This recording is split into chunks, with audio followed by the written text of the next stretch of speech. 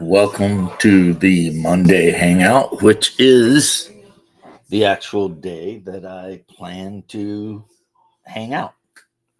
So, all of the other days that if you've seen me on, those are just bonus days. I really only plan to stream once a week. However, if I get bored, I will stream, or if I got something to talk about.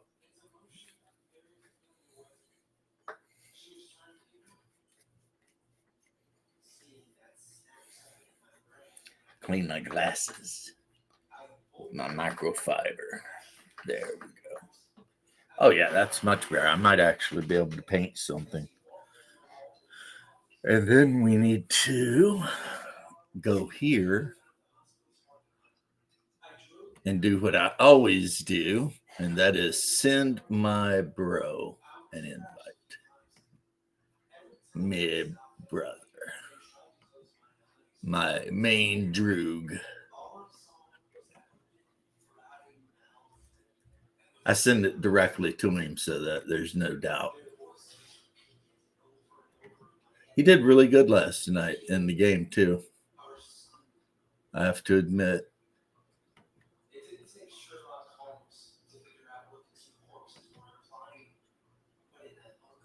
So, might be add another player, too. Not sure yet. Not sure yet. We've got a player that's like my future brother-in-law, basically, and he's so polite.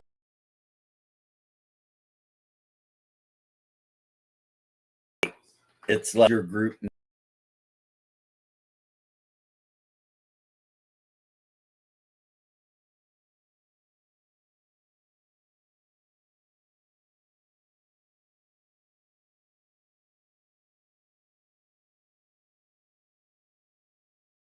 out of here.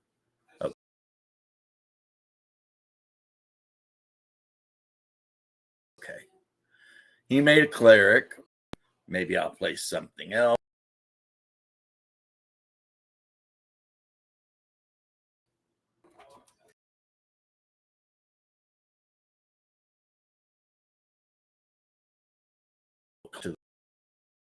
Matters.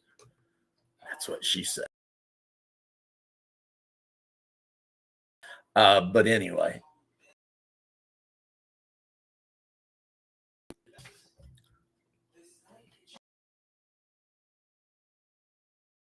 Upper cave.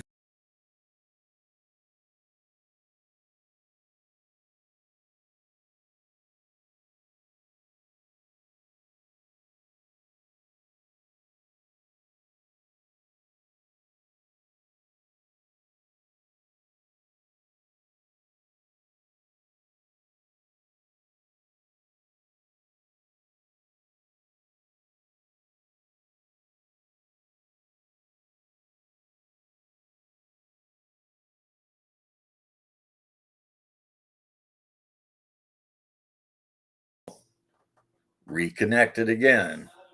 That is weird. Unless they're working on the internet around here, which they could be. All right. Let's see.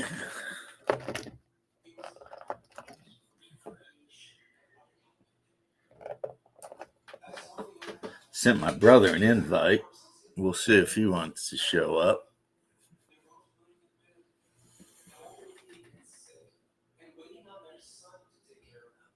He might already be asleep by now, though, to be honest.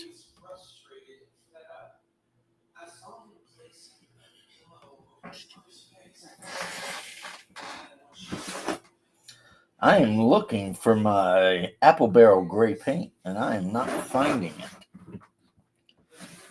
And that's bothersome because it's kind of what I wanted to use. I mean, obviously, I can mix myself up, whatever, but I really wanted to. Yeah, it's my internet is acting shady for some reason, and I don't get it. I mean, we've got freaking the 5K bullshit, so there's absolutely no reason, or 5G. There's no reason for the internet to be acting up, but occasionally our internet provider will decide that they're going to work on the internet but not tell anybody. That happens, because there is a lot of construction in my area. So, they're always having to add new connections and stuff. And,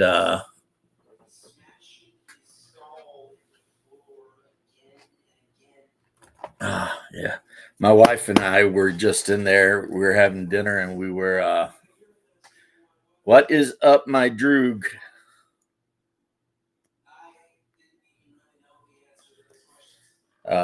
We were watching Lighthouse Horrors, which is just this guy who writes scary stories and then he like tells you about them. So it's like if you like scary stuff, it's actually kind of fun, enjoyable to kind of hang back and listen to the guy describe stuff. He's got a whole series on Appalachia, like the Witch of Appalachia and all kinds of crazy shit. Even though I think he's from Canada himself.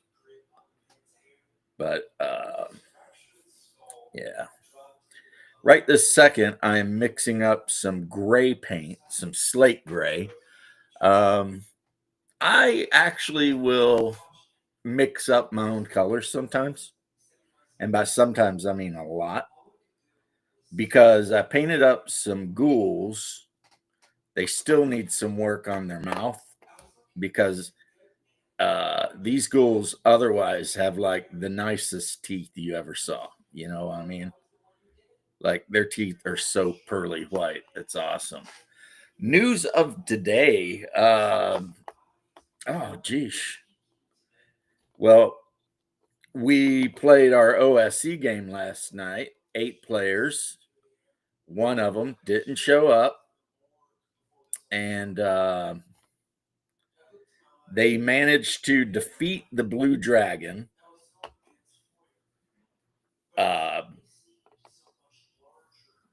But they were all like, they had just the hell beat out of them. And then they searched down the dragon's lair and found all of its loot. And rather than continue on, they decided to put all the loot in one of the guy's bags of holding and take it back to town and like bank it and all that. So they did that. And then Nalbar's dwarf character, of course, he spent all of his loot. He ended up spending 2,000 gold pieces to buy a tavern in the middle of the town. So now he's not working there.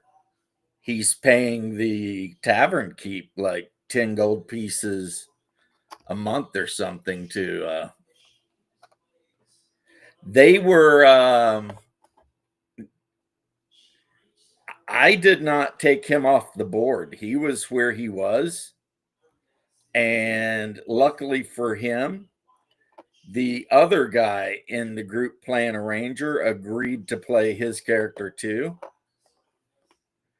And, I think BRC kind of kept him out of any serious problems. But had he got killed, that would just been that, that'd been the end of it. I mean, a couple of the characters were in single digit hit points. But then again, we have two clerics in the group, and that was a big help. And then, Hungar and the gnome warrior were doing freaking massive damage.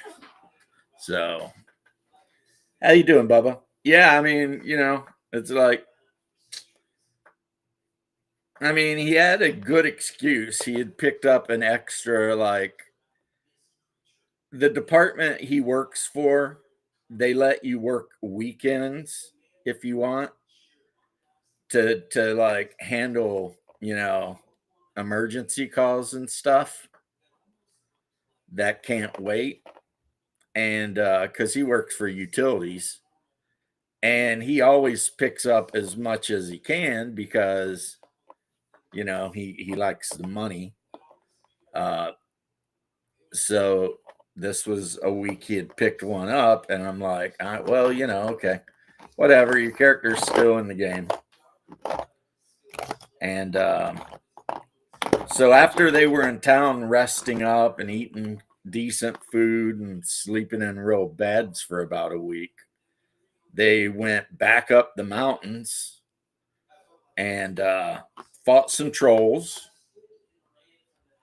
saw a giant eagle's nest at the top of the mountain, but decided to leave it be, and then took the southeast trail and found themselves at the front cavern passageway leading, they think, to the lost tomb of Igwelf. But so they went down there, and so far the most interesting, there was an interesting thing.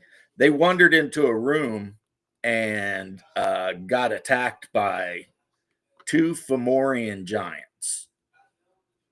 And for those of you who don't know, the Fomorian giant, which comes from Irish mythology, is basically a really large, like, deformed giant. Like, mismatched eyes and ears and arms. They're just super, super deformed, right? But that don't keep them from doing 4 die plus strength bonus damage every time they hit you.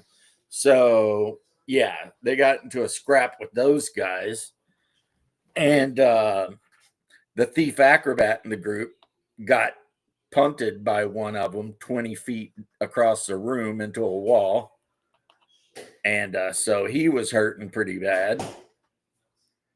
But in the end, they managed to take him down. It actually wasn't a super fair fight in a way. How you doing, Mobius? It wasn't a super fair fight in a way because other than the dragon, everything that they've scrapped with so far has been a giant class monster, a giant or giant kin, like a troll or whatever, right? And 4 of the 8 players, gnomes, dwarves. And you guys, if you know, those of you who know D&D, you know what that means. And anyone who watches this in the future who doesn't understand D&D too well, gnomes and dwarves get massive bonuses to their armor class and everything when fighting giants. So the dwarf in plate armor with a shield against a normal thing, he's going to be a little hard to hit, above average hard to hit, right? But against a giant, his armor class goes up to like 22. And even though these giants are rolling at +7 because, of their hit die, that's still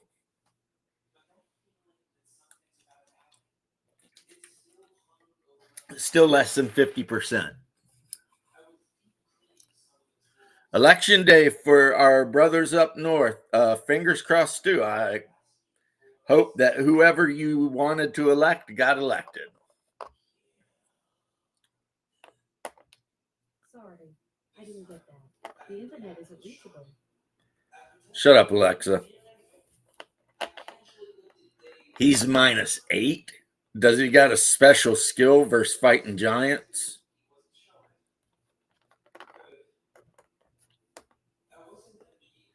And the other issue that they encountered was poison stuff. But as half of the group are gnomes and dwarves, they get to add, depending on their constitution, huge bonuses to their saves versus, so um yeah, yeah. But it's been it's been fun.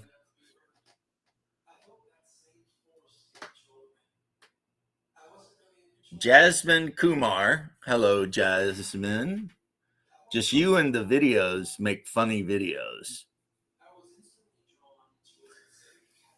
Well, I am funny looking, I guess. So I'll go ahead and say thank you. Um, so yeah, that's kind of the deal. That's kind of just what happened. They explored mountain trails. The gnomes wanted to go another way because they want to find the hidden gnome village in the mountains. But the dwarves and the rangers were like, no, we need to head south towards the needle of Igwilv. +2 plate, +2 shield, 13 dex. Dwarf, yeah. Yep. Hungar's character has +1 plate, a normal shield, a +1 battle axe, and then an actual named spear called the Ulfgenwar or something like that. I'm sure I'm pronouncing it wrong, but what makes his spear so special is against medium and large targets. If he stabs them and chooses to do a strength test, he can, if he wins the strength test, he can pin them to the ground and hold them there. And the nature of the spear, which does count as a +1 to hit spear, is that anything he's got pinned to the ground can't get away by like magical means. So if you had a creature that could like go into the ethereal plane or anything like that, turn into gaseous form, whatever it is, if Hungar's character pins that thing to the ground with the spear, it can't do any of that. Yeah, yeah. The human cleric of Heronius is good for casting the blessings, and the dwarf has been casting the protections. There, you know what? Last night, it's so weird because, like, when I was laughing about Bears game and how they kept dying and everybody kept running off and everything, and it's like my players, and of course, it's not a knock on Bears players because they're all playing online.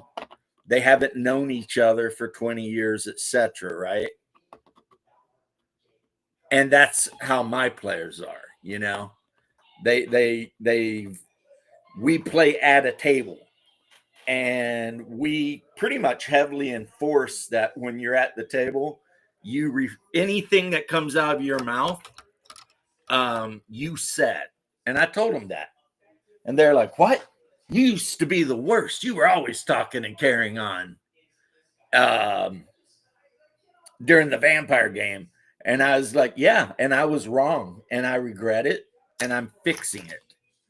But that means I'm going to hold you to the same standards I hold me to, and vice versa. Hello, sir. Are you having a good? I am. How are you doing? Sisto? Cisco? I just call you H. Okay, now my fellow brethren from the great Commonwealth of Kentucky has showed up. Hey, Hey, where you been, man? uh, doctor.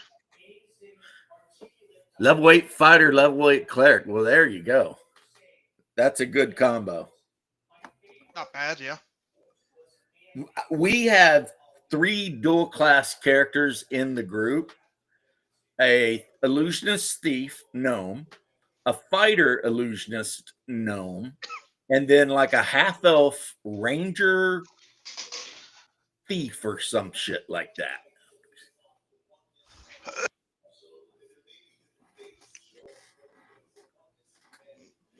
Yeah, Dragon Slayers, like there's really no difference between Dragon Slayer and OSE really. Art. I mean, Dragon Slayer has amazing art, but when you get down to it, rules wise, they're about the same.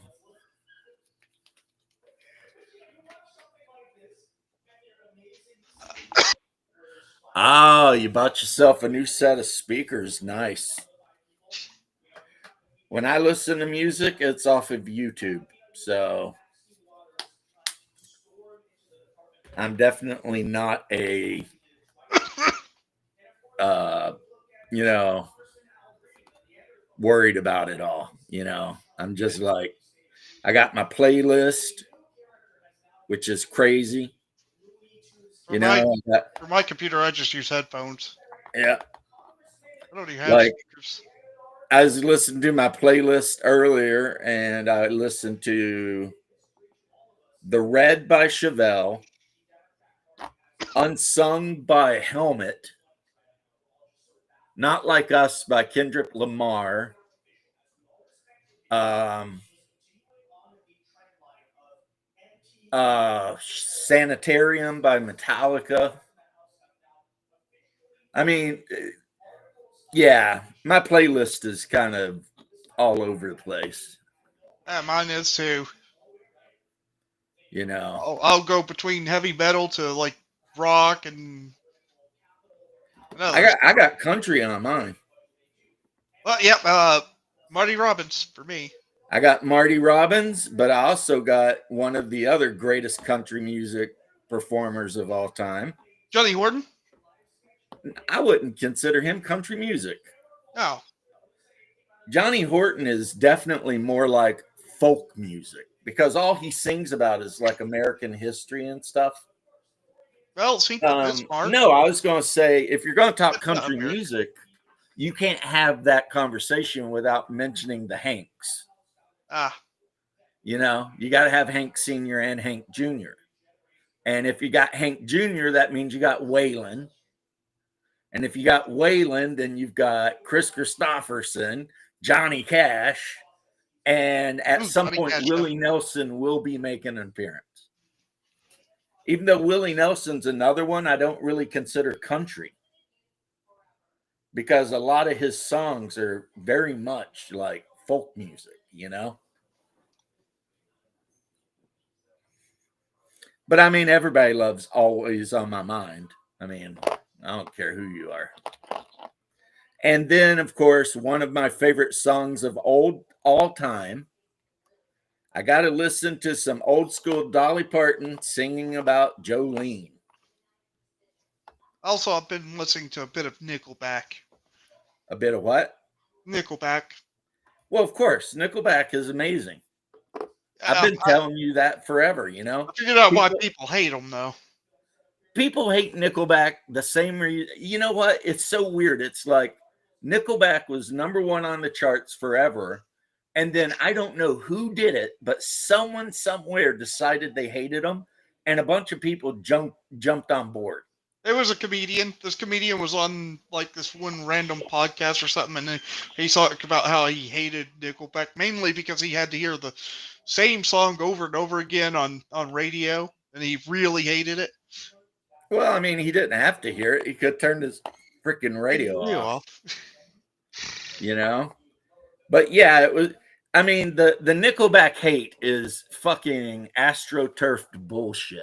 Oh, the other there was also another slight reason where apparently that song Rockstar. Yeah. It was on a crappy furniture store commercial that people just really hated. I love that video though. Yeah, fair. I mean, it's got like everybody in it. I mean, you gotta love a rock music video where you got the great one Wayne Gretzky making an appearance. Not to mention the Uncle another Caddy reason shows up. You Probably know? is because they went from an underdog to like super popular real fast. Yeah, well, it could be because songs like How You Remind Me and stuff like that are just catchy as hell. They're like earworms. How You Remind Me was that one song that got him, that one guy to hate him. Yeah, because it's an earworm. You know, you listen to it and That song it's was just like, damn. that song was actually just played so many times on the radio. Hank It was 3 like, and 4. I haven't heard anything by Hank 4. Hank 3, the last I heard about him, he was hanging out with those idiots in West Virginia and doing a lot of meth and shit. Your buddy just saw Metallica, lucky. I saw Metallica in Miami in the late 2000s. It might have been 2009, 2010, somewhere in that region. And they had Rammstein opening for them. And I'll tell you what, the Rammstein show was insane. And after that night, I went from who in the hell is Rammstein to, oh my God, I love Rammstein. I need to get Volker Ball on freaking DVD just so I Poker can watch. Ball. He did a concert in France, and you can get it on like DVD Blu-ray. And it is probably the best concert you're ever going to see. I just remember Volker Ball because in this one video I watched, it's like, you're gonna have to play Volker Ball, and it's like, what is that? Dodgeball? Why didn't you just say that? Yeah. And this concert, dude, there's explosions all over the place. There's a dude walking on like a treadmill with electricity shooting through him. It's like, and the whole arena is packed full of Frenchmen and I guess Germans that drove there and whatever. Yeah. And it's just like, even if you're just sitting at your house watching it, you're like, oh my God, that must have been, the best, But I mean, you know, Till Linderman is, I mean, do I agree with any of his politics? No, he's practically a communist. And I almost can't blame him since he did grow up in East Germany. But hey, James, I do like his music quite a bit. I do like his music quite a bit. And seeing Metallica these days, I would love it, but only if they did music off their first couple of albums. Because I've said it before, guys, all the best heavy metal is written by young, hungry, rage-filled iconoclasts who are just angry with the world. You know what I mean? But when you're a 50-something-year-old dude, multimillionaire with a beautiful wife and family and everything, whatever that rage that you used to have that would make you write songs like Seek and Destroy, it just goes away. And you're just done. And punk rock's the same way, It's like very few punk rockers can survive past their 20s because once you get past your 20s, if you're successful, then it's like, what are you raging about? You know? Maybe there's other reasons to make music though. I mean, Saxon makes some really good songs in their later times. Who? Saxon, like Well, Crusader. because Saxon makes a bunch of music about wars and shit. Yeah. That's always going to be there. That's like Iron Maiden. Iron Maiden stayed badass because every album they just was like, what can we sing about? And one of the other guys in the band would be like, how about Alexander the Great? Great idea. Let's write a song up about Alexander the Great. And boom, it's on the album. You know what I mean? I know Striper has some good later stuff, though a pretty bad middling part. Yeah, Striper, I never really got into them because other than a few like chick ballads, I never really got into the hair metal too much. I liked it. Now, did I get into Every Rose Has a Thorn? Of course. Because I mean, because chicks dig that song, basically. And I used to be able to sing that whole song too, you know, the I just we think if every both rose has its thorn because of that parody anime. Somebody did I've an never abridged seen it. parody of what was it, Sword Art Online, the sequel part. I've never seen any parodies. Really? Oh, Yep. you have Goblin Slayer. Well, I mean, Goblin Slayer is awesome. Goblin Slayer abridged. That's Yeah, the best shit ever. that's an abridged parody. Yeah. Well, that same guy does a Dragon Ball Z like abridged. What did he? I thought that was somebody else that did that. It I'm might not be sure. somebody else then. I just know I watched it and I was laughing my ass off because he was just taking the piss out of them. You know what I mean? Yeah. It was pretty hilarious. But anyway, yeah, guys. Basically, the party is in the dungeon, wandering around. They did have to run and duck, like lay face down on the ground.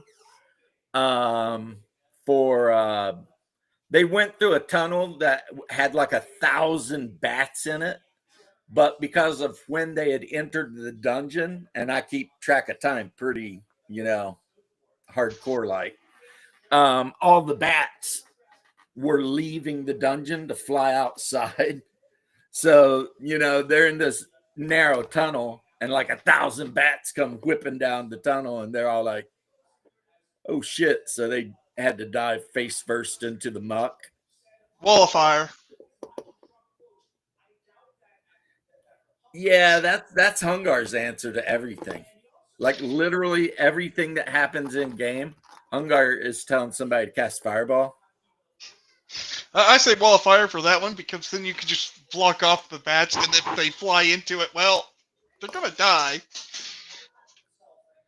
And they almost got ate by a bunch of sturges.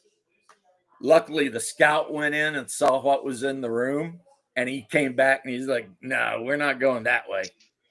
And they're like, "Why?" And he's like, "There are a lot of sturges in there." It's like, And the players in my game group have an unreasonable level of fear when it comes to sturges. And I mean, you can't blame anybody but me for that, but I'll take that credit. Rogue goes in the room. Oh, there's a dragon. The rest of the party goes, I have an idea. Closes the door. Well, sturges are the worst because they fly at you in numbers. Then they latch onto you with their hooked legs, and then they suck all your blood out. And disconnecting them can actually cause you damage. So it's kind of like they're just terrible monsters. They're just the worst. Terrible, Picture but like not a the worst. mosquito mixed with some kind of reptile and I thought about of eight a inches mosquito long. with a parasite, Oh, like a ghouls? mosquito and a Yeah, leech. yeah. I'll tell you what, I have ghouls that I've recently painted, even though these are technically HP Lovecraft ghouls. I'm more terrified of whites. Whites are terrifying. Well, whites terrify everybody, but only one person in the 8, maybe 9-man group is an elf. So everyone else in the group, you're gonna have to watch out for that ghoul touch. There was one monster. I can't remember what it was, but it it was like a giant floating thing with a bunch of mouths screaming or something. A giant screaming floating thing. Uh, Yes. yeah, but you were playing RuneQuest, right? I think it could have been also a D&D monster. We kind of mix them up a lot. Well, I mean, monster's monster, right? Yeah. One thing I've noticed about the Lost Tomb is there's a lot of Slavic monsters in it. But So yeah, I don't know if like Gary Gygax was like reading up on Slavic mythology or something. But yeah, there's a lot of. We surprisingly defeated that monster by tying a orb with a electric, like a, what's it called? Electric elemental in it, and shot it at the monster, and it exploded. Yeah, that sounds like some shit that wouldn't work in my game. Because I'd be like, what? What are you trying to do? Lightning elemental, that was it. Lightning elemental. We tied an orb with that contained a lightning elemental in it. What's crazy is the character in my game with the most hit points is the cleric. Sounds like my last girlfriend. Well, you know what you did wrong, Andre? You didn't smack her. Everyone knows that a Russian woman will never truly love or respect you unless you give her a little smack. How will she know if you ever loved her if you don't do that? Mm-hmm. There's an actual book about smacking your wife that's written by a Russian wife, where she goes into full detail about how important it is every now and then for the husband to just like only when she messes up really bad, then you give her a little smack, because we all know those Slavic women, they only respect strength. They're not interested in like the sensitive boy. Yeah, the sensitive boy ain't getting shit.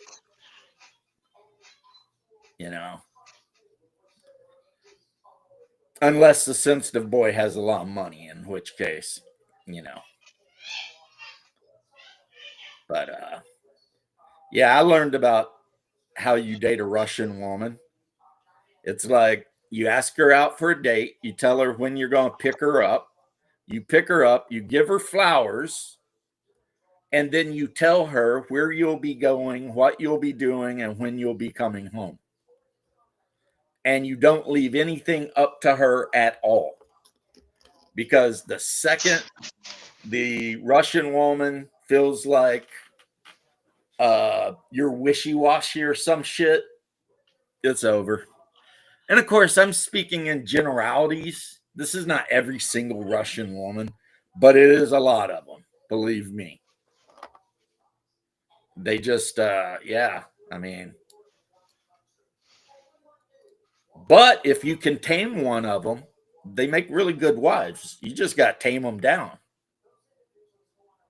They have to respect you. If they don't respect you, then it's going to be a nightmare. And if you move their asses to America and they don't respect you, the second they can, they are going to leave your ass behind. Hey, and shark. upgrade. Chomp, chomp, shark. And they will upgrade right on yourself. And you'll be standing there like, what did I do wrong? Everything. Is like you showed weakness. Like, these women in America, they're always like, I want a sensitive man who's not afraid to cry in front of me. They say that, but cry in front of your girlfriend and then see if she doesn't change the way she acts around you. She will. Gotta bounce. Time to run some high fell for a group of. You have a wonderful time, Bubba. It was great seeing you again. We need to hang out more often, man. But I know you're busy as hell all the time. Yesterday, okay, for those who are asking about news, yesterday was a stellar day for me. First, the Rageaholic posted on one of my videos and said I do a great job and I should keep it up. Which, I mean, for those of you who don't know who the Rageaholic is, then I don't know what your problem is, but I'm a huge fan of his and have been forever, right? And two, Double D from Diversity and Dragons joined the stream and hung out for like a couple hours. And we just painted miniatures and bullshitted around about D&D and stuff. So, I mean, to have those two things happen in one day, I mean, that makes it a pretty good day for me. You know what I mean? We had Bruce in here. We had a lot of people in here actually. At one point, I think we had like 7 people in left. Yep. Yeah, you were there for a minute and then you took off. I But too sorry. but then it was like, talking to Double D about what's up with him. Um, so our good friend Scott has made a post today saying that the way that Critical Role can get away from having to bring the one guy back is if during their next campaign they run Daggerfell or some shit, which I guess is the game that they themselves are writing. So I don't know what he's thinking. Yeah, my buddy from India told me that.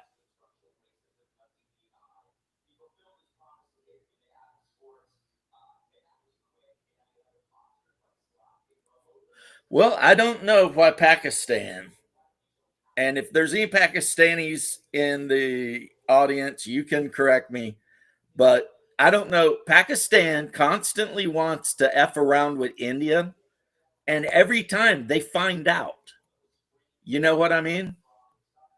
I don't recall Pakistan ever coming out ahead of one of their wars. And they've had like 6. It's like, yeah, I mean, okay, Pakistan, I see you over there doing shit. But I mean, really? You're going to go to war against a country that has probably 20 times your population and better military equipment and training, etc. And that's without even taking, a lot of people want to take into account, those Hindu soldiers, they don't care if they die. I'm not even talking about that. I'm just saying that it's just stupid. It's like, why would you keep wanting to poke that bear? Their population is well on its way to being the largest population. They have a domestically built tank that, while not as good as our M1A2, Tusks and all that, it's pretty damn good. You know what I mean? So they're no longer buying our old stuff and Russia's old stuff. They're actually making stuff that's good. So yeah, it's like, and if they start throwing nukes around, I mean, Pakistan's a tiny little country with everybody crammed into cities. It's not going to be good.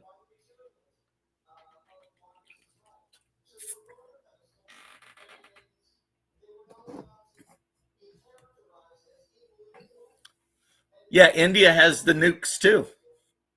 So, and more of them. So it's really a no-win situation for anyone over there. Like whether you are an Indian or a Pakistani guy, it's a no-win situation. But the problem is, if you are Modi, are you going to turn a blind eye and pretend like they didn't just commit a war crime against you? No, you can't do that. Because if you show the terrorists any weakness, you're just incentivizing them to keep doing the effed up things they're doing. So, in that way, India is even trapped in the situation. Whether they want to or not, they have to. That's why America is the way it is. People wonder, no, it's not that we love war, even though I think a lot of times we do love war. It's that if a terrorist does something to us, we have to go scorched earth because it's supposed to incentivize other terrorists not to do anything to us, like ever again. And overall, I think it seems logical, right? I don't know if it works, but that's the theory. then again, it doesn't seem to be working in Israel. I mean, they'll murder a bunch of innocent people. The Israelis will level every building they own. Then they'll cry, and then they'll start all over again a year later. It's like, what is wrong with you people? But yes, Shark, not only would India crush Pakistan, but India has crushed Pakistan like 5 times since the 70s. I mean,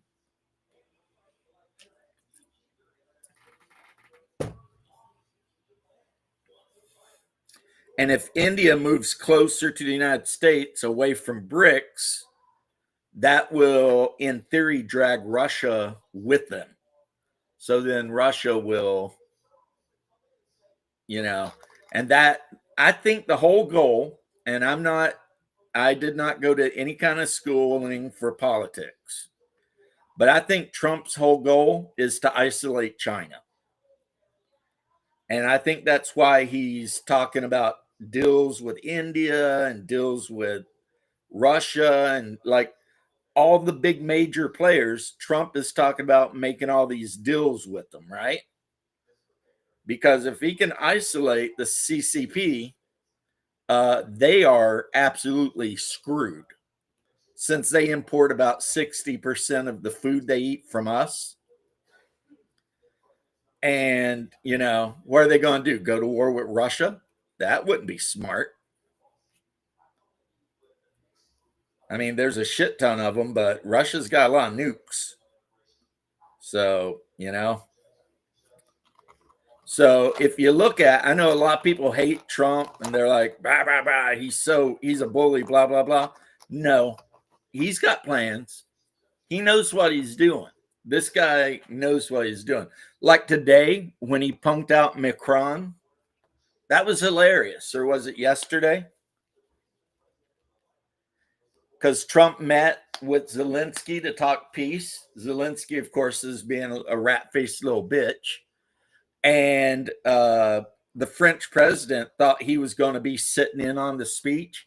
And Trump told him, no, get out of here. You know what I mean?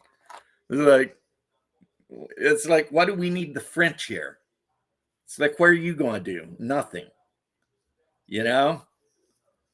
I mean, you can't even control the streets of your capital city. And you want to get involved in like actual global.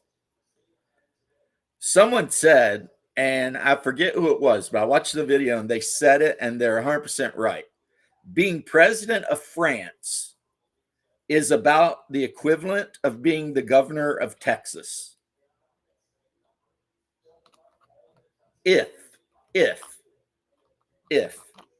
And again, I'm not trying to piss any Europeans off, but I mean, if you're in Germany, your whole country isn't as big as some of our states.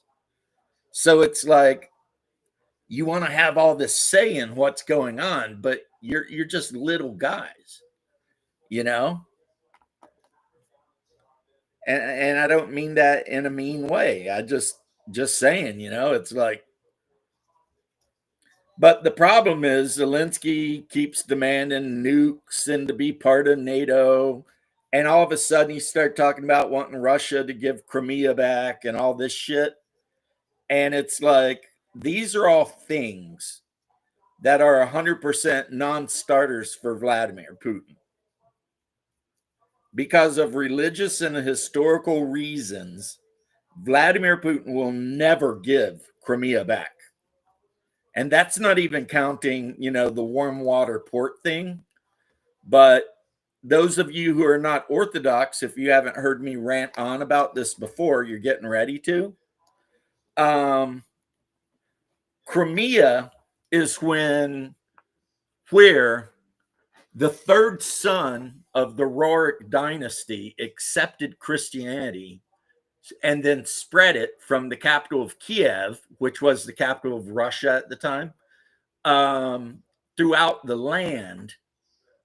And on Crimea right now, there's a huge statue of King Vladimir the Great. And just for that fact alone, they are not giving that shit up. I mean, the warm water port's nice and all too, but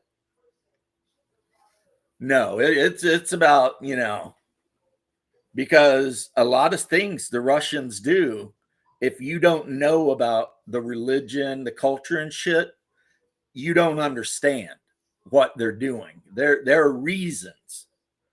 And see, Westerners, a lot of times, we do not understand the Russian mindset. And I'm not trying to attack Westerners. I love being a Westerner. But strategically, we're playing checkers, they're playing chess. Like everything they're doing, they're looking at 10 years down the road. They're not looking at tomorrow. I mean, and I think Trump knows that. I think Trump knows it. I mean, I know for a fact the last administration, all they knew is what flavor ice cream they liked. Which, I mean, that is important.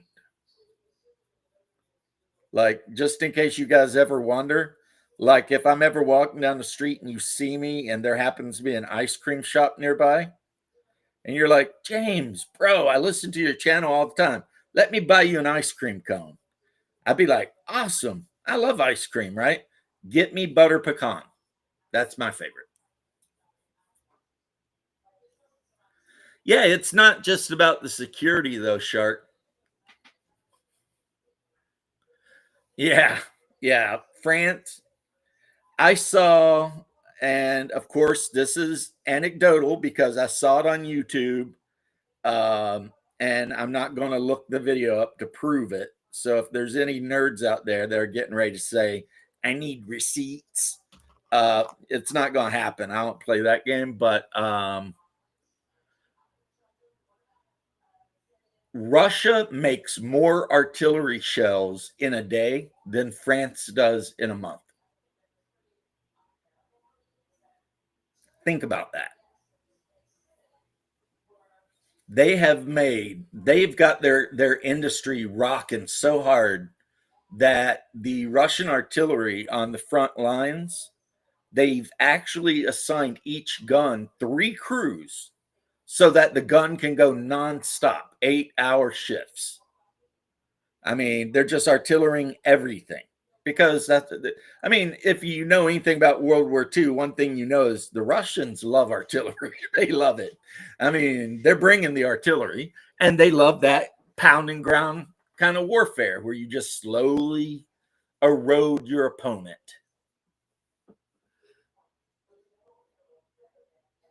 Well, Shark, see, that's funny you say that because the other day during an interview, and I think he just said it to kind of get Zelensky's head out of his ass. But Trump said if Zelensky keeps being the way he is and doesn't want to compromise to end the war and stuff, then America is walking away from that whole thing. Because at the end of the day, guys, it's not our war. We didn't start it. Actually, we did, but let's not get into too many of the depths of history. And we've paid enough money into it. So Zelensky keeps making demands, and he doesn't seem to understand. He's not in a position to make demands. Basically, his options are to work out some sort of compromise with the Russians or have his entire country absorbed into Russia. That's basically the only options, unless NATO wants to jump in, and then that's World War III there. And I honestly think if NATO jumps in, that America will probably be like, yeah, no, we're not getting involved with that shit.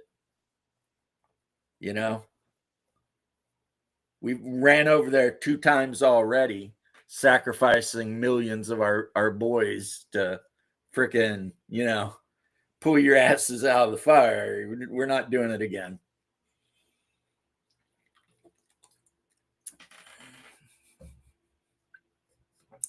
A lot of Westerners are because, and you know who the most ignorant people in America are? It's so crazy. It's the boomers. You would think it'd be like millennials or Zoomers or whatever. No. I was watching one of the talk shows. It might have been Bet David or whoever it was. Um, and they actually, one of the universities had done a study on like who leans which way and who gets media from where and all this and that. And the only demographic in America that still has trust in mainstream media is the boomers. It's like and trust in the mainstream media goes down with each generation. And then this last generation, the Gen Z guys, or yeah, Gen Z guys are turning out to be the most conservative, non-trusting of the government generation in like anybody's lifetime. You know, I mean, and it's like, okay. I mean, it is what it is, man. It's like the pendulum swings, right?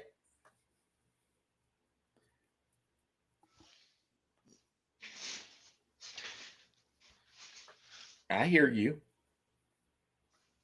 You're just being quiet. Sorry. I was Don't be letting you smart. speak on that one. Don't be well. You know what? If you don't know, it's better to just not say anything. I That pretty way, much know people. about it. It's just you were on a pretty good rant. Well, yeah, but I was just going to say, if you don't know, it's better not to say anything. That way, people won't know you're stupid. Or Yeah. let's say ignorant, not stupid, ignorant.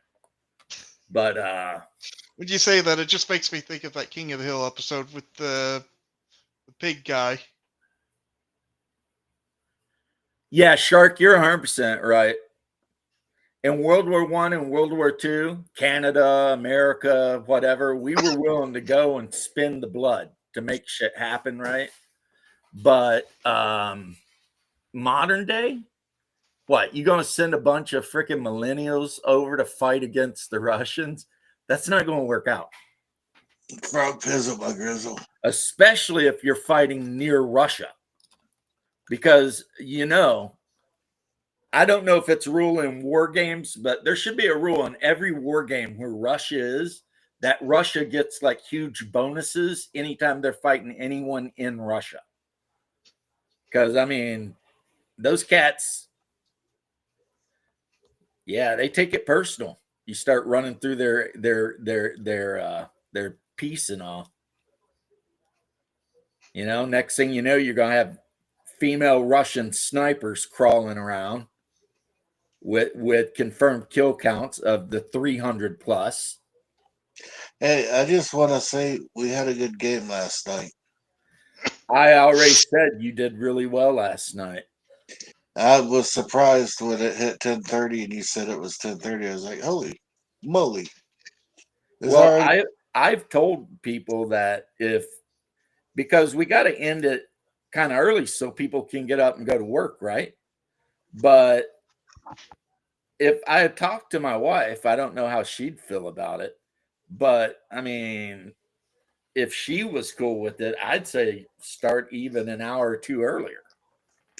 I was surprised it was that much time had passed. Well, that's what happens when you're deeply concerned about whether or not your character is going to survive. Oh, I knew I was going to live. I didn't know about everybody else, but I wasn't worried about me. Well, you're very confident because there was at least twice when you were down to like teens of hit points. Yeah, but I got that dwarven power. Yeah, I got that dwarven riz. That's right. But yeah, Shark, you are reading it. You are reading it 100% right. You're reading it 100% right. And that's just part of the, I don't know if you want to call it the downfall of America or whatever, but I think at some point I think it was Vietnam. I think after we were forced to pull out of Vietnam and not allowed to win it, that something in our culture just snapped and we just got to where we couldn't fight wars anymore. I blame the hippies. Well, I mean, obviously. I mean, I blame the Beatles. Jane Fonda should be put against the wall. See, in a just country, Jane Fonda would have been tried for aiding and abetting enemy soldiers, tried with treason, and shot. Yeah, against the wall. But America just gave up, you know? And the thing is, I, being a reader, I've read Nguyen Gape's autobiography. I've read Ho Chi Minh's stuff about the war. One, the war never needed to happen. And if I were president, it wouldn't have, to quote Trump. But at the end of World War II, we should have told the French to kick rocks. That Vietnam was going to be an independent country and the French can kick rocks. And that would have been great because we were friends with Vietnam. But for some reason, we did that because we like to betray our allies every chance we get.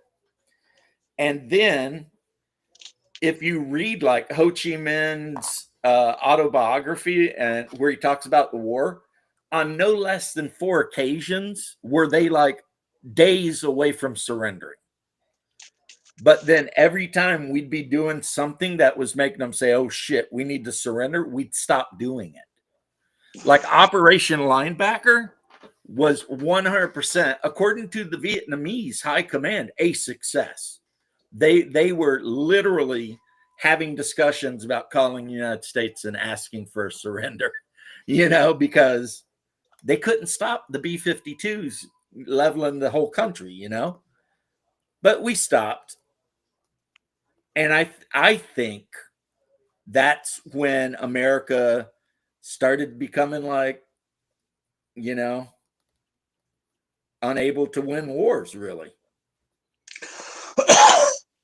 I caught whatever Padre had. Well, good for you. Yeah, Not really, though. You don't need anything. Make sure you take your vitamin C or whatever. I've been ODing on vitamin C Well, and get lots of electrolytes. which is funny, actually, because I'm kind of quoting the comedian here, guys. In Watchmen, when the comedian's talking to Dr. Manhattan, and they're talking about winning the Vietnam War. And the comedian says, it's a good thing we won this war. I don't think America could have handled it if we lost it. I think they would have went crazy. Yeah. You know what I mean? And it's like, yeah, maybe he's right. You know, maybe that's the thing.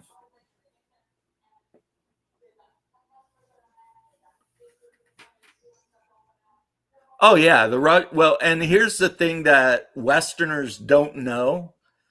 80% of casualties the German army suffered were in Russia.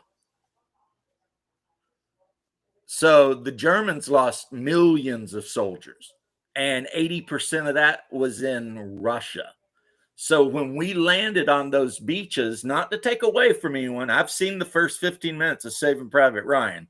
It was obviously hell, but it was old men and kids because all of their elite units had already been wiped out by the Red Army.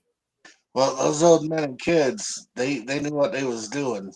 Bro, if you teach somebody how to use an M60 machine gun and put them in a good position, and then you got to jump off a boat and run up a, beach, they're going to eat you alive. See, all these people who say that it's not that hard to run up a beach has obviously never ran up a beach. Right. And us being from Florida, well, me being from Florida and you living in Florida, we both know. It's not running in the sand like that, and that's when you're just in your shorts or something. Can you imagine having to jump out that landing craft and run up that sandy ass beach with your half military a dozen gear? MG-42s just throwing lead downrange? Not to mention, then freaking, you're carrying all this weight. Yeah. And crunching through the set. Vietnam was a losing war it didn't have to be. It didn't have to be. Yeah, we Mad Cat, really that's what almost we're talking did that. about. I've read the autobiographies of Nguyen Gate and Ho Chi Minh, and they One were thing ready is, to surrender a dozen times. Not really, this is like 4, but Operation Linebacker, they were literally the high command of the NVA. They were discussing calling the United States and asking for peace. and that's with us being pretty much hampered on all fronts because of the, terrible leaders in our military. Yep. But Operation Linebacker was a success. Why did Lyndon Johnson stop it? I don't know. I mean, I don't know. Could we have defeated the Vietnamese in a straight up war? And Yes. I love me some Vietnamese people. You know that. Yeah. I got even a half sister over there. But yeah, of course we could have. But just like in Iraq and every war since Vietnam, you've got politicians telling the soldiers how they can fight. You know what I mean? These rules of engagement bullshit.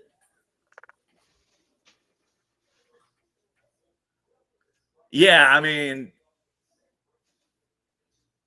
well, I will say this though. There is a battle I read about in Berlin where the Russians were near some big park, and the whole park was just full of Hitler Jugend with Panzer Shreks or Panzerfaust, whichever the disposable one was. And these dudes inflicted massive casualties on the Russian tanks and I shit think the, and had to be killed pretty much to last. I think And you know the what? disposable ones with the Panzer Shrek. And Yeah, know what they had that we didn't have? what? Meth. Lots and lots of meth. No, they weren't giving meth to these kids. It's just when you're like a 14-year-old and you're 100% ideologically down with whatever. Oh Because, yeah. when you're a young man, you don't have fear. You're just, you've read about Vietnam, wasn't going to quit. I'm not going to argue with you, Mad Cat. You might have read different things than I've read, but what I have read, which were the actual letters and autobiographies of the main general of the NVA and Ho Chi Minh himself, yeah, they were super demoralized numerous times and were considering calling for peacefire. But then whatever we were doing that was putting them in that position, we always stopped. They mentioned that too. It was like 2 days before they want to call the U.S. and ask for a ceasefire. We stopped doing the thing that's really hurting them. So, but if the United States had fought Vietnam the way we fought World War II or World War I, even, we would have rolled over that whole country in months. Months. We had no business being in World War One. No, and I'm not here to argue about who. We're not here to talk about who shot who and whatnot. What's that from? I think that's like one of the Monty Python things, but no, the reality is, yeah. I mean, the guys in Vietnam, my biological dad being one of them that was over there, they had so many orders that were like rules of engagement and shit like that, that it was like you can't win a war like that, you know. Hopefully, with the new situation we got going on, where they're basically saying we're just going to let our boys go. If we get into a war, the generals will just tell the guys on the ground, go out there and kill shit.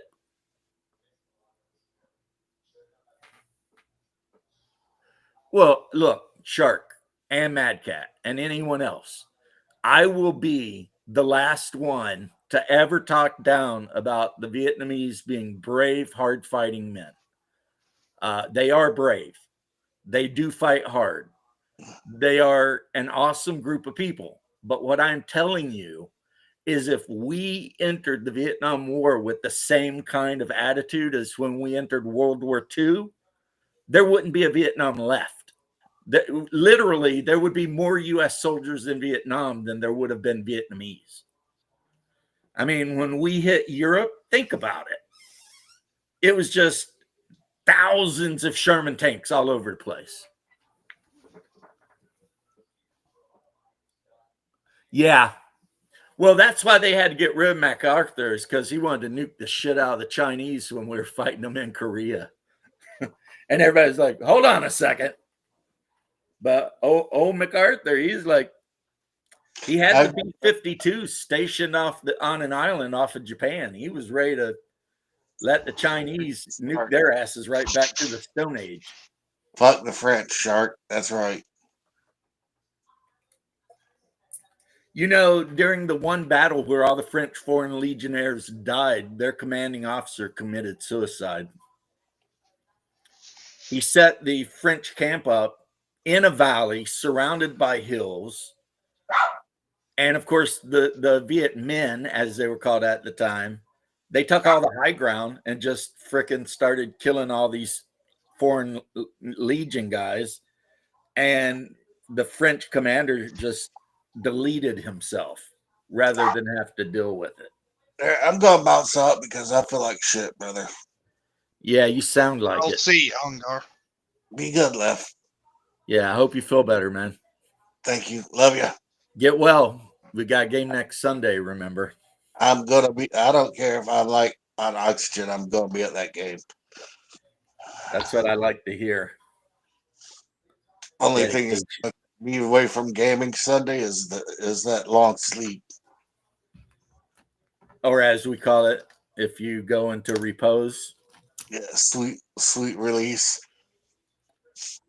Well, even then, your character will live as an NPC in my campaign forever. Rock on.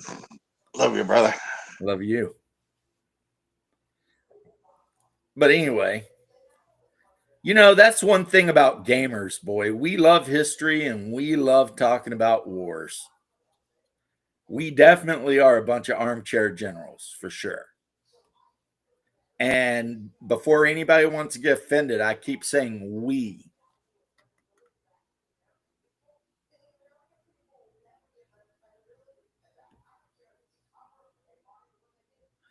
Ho Chi Minh knew that if he could keep basically inflicting little casualties here and there when he could, that eventually he would change the American attitude of the war. You are right about that. In the book I told you I read, he talks about that. That was a big plan. The problem that he had when they were considering surrendering is when we were doing Operation Linebacker and we started actually bombing the northern cities. And, you know, at that point, he was like, okay, now we're effed. You know what I mean? But then we stopped. And who knows?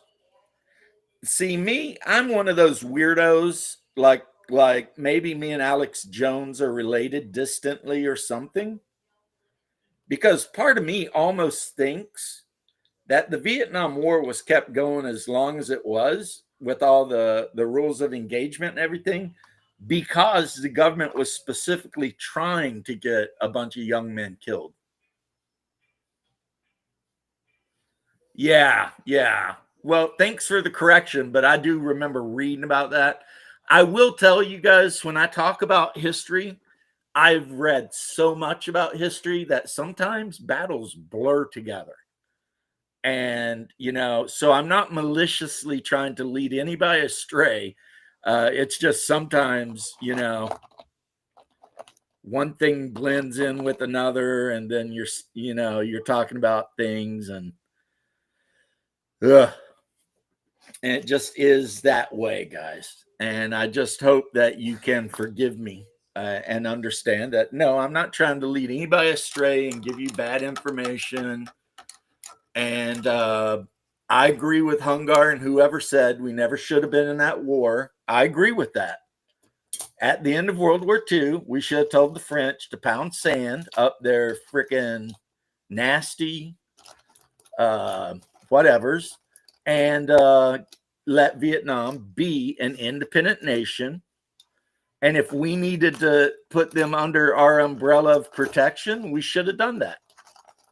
And then there would have been not only no war, but Vietnam would have been our best friend in Southeast Asia. You know, Ho Chi Minh would have been like, oh my God, President James is the best president America's ever had. I think I'll visit the White House and bring him some pho, you know? But instead, we decided that we were going to play the colonial game. And don't get me wrong, I'm not against colonialism. I am not.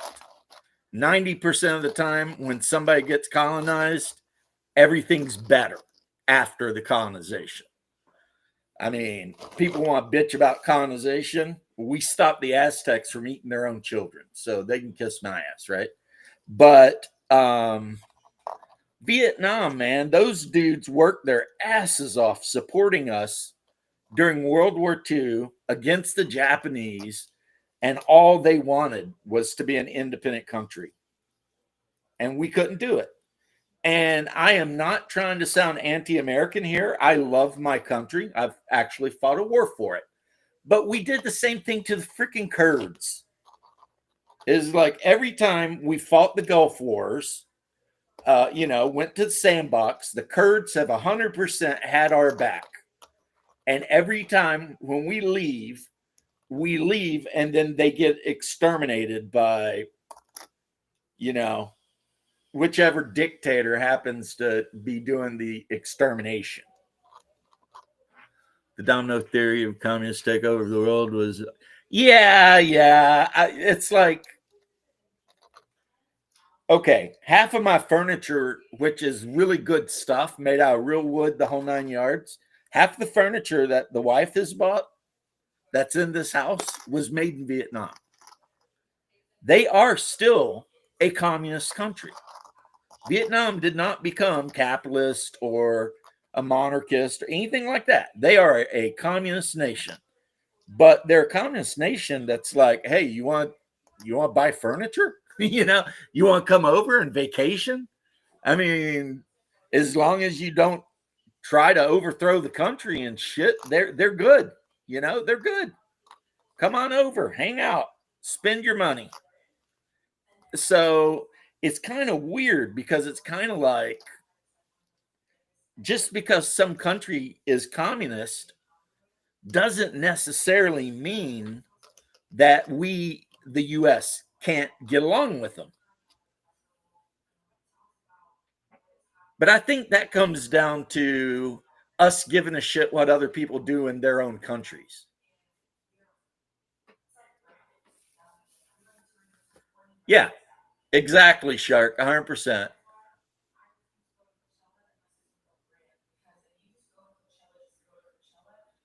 So, but like I said, it's not like we screwed the Vietnamese over. We screwed the Kurds over nonstop. And yet, for whatever reason, the Kurds are always on our side. It's like the Kurdish people are the most trusting human beings on the planet. They have to be. Because it's like every time we start doing anything in that region, the Kurds are always the first ones to step up and be like, we'll help. You know what I mean? But then we always screw them over because we're afraid of pissing Turkey off. But it's like, I don't know, F Turkey, I guess, is what I'm saying. Maybe if we piss them off enough, Chink Younger and Hassan Piker and that bunch of freaking scumbags will go back. That'd be nice. Take their asses back. I love hearing Hassan Piker bitching about colonialism. It's like, dude, you're a Turk. Your people originated north of China. You migrated south, and after 400 years of war, took over Cappadocia from the Eastern Roman Empire. You are the colonist. You know what I mean? You colonized the Balkans. That's the only reason Albania exists. It's like people who come from cultures that colonized worse than like anyone else, and yet they're going to talk a bunch of shit, chirp on about it. I agree with you, Mad Cat. Nation building, not our business. Not our business. Not our monkey. You know what I'm saying? To quote my wife. Because when something goes on that's like a pain in the ass, but she don't have to deal with it, that's the saying, not my monkey, not my circus.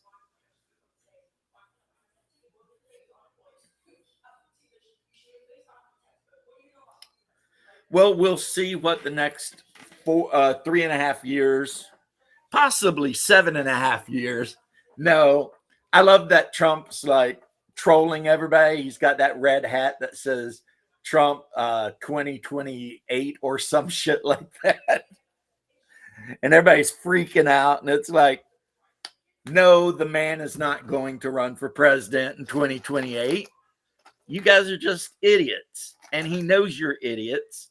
So he does stuff because he knows you'll lose your damn minds. And me, as a aficionado of trolling people on Twitter back in the day, I can respect that hustle. You know what I mean? Our president in chief, he is the troll in chief. He is the king of the trolls. And I love it. I'm here for it.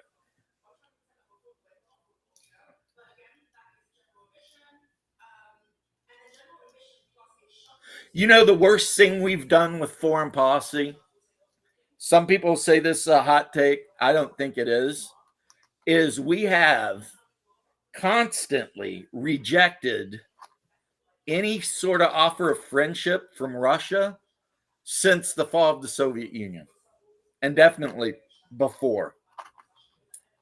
Like if we had allowed them to join NATO, which they asked about once, or just been their buddies and had trade deals with them and shit like that. I mean, think about how much drama wouldn't even be a thing, you know? It wouldn't even be a thing. There would be no drama because it'd be like, I mean, the two most powerful countries on the planet are allied, trade partners, and, you know, we're chatting all the time about shit. I mean, game over, I guess, if you're the rest of the world trying to be a dick. Because, you know,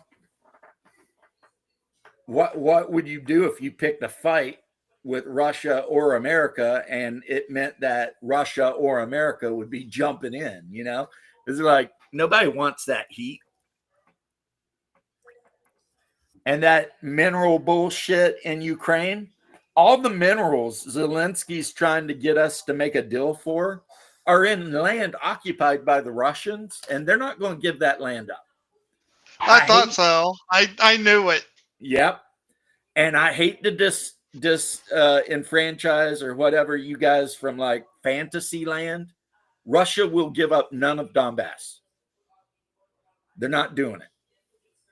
The Russians consider the invasion of Donbass to be just because for the 10 years prior to the Russian invasion, Ukrainian militia forces were in Donbass killing civilians, specifically pro-Russian people.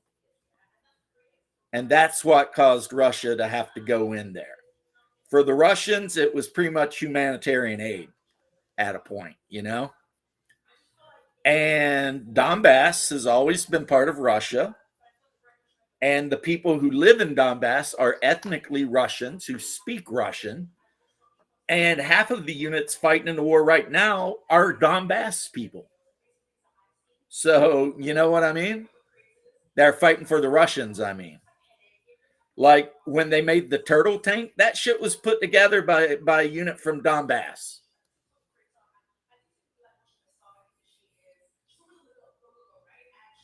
Well, I mean, yeah. I mean, I'm not going to sit here and say that Putin's the greatest guy ever. I mean, I don't know though. He does go to church services. He does go to confession. So that's between him and God.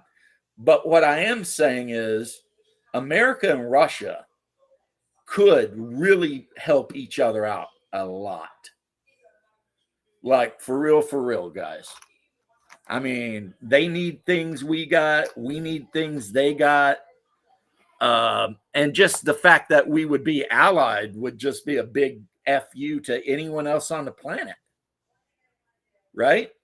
But that is why, Leth, when you spoke up there, that's why when they were talking about the mineral rights still, Putin offered the United States an even better mineral rights still, because all those mineral rights are in Donbass.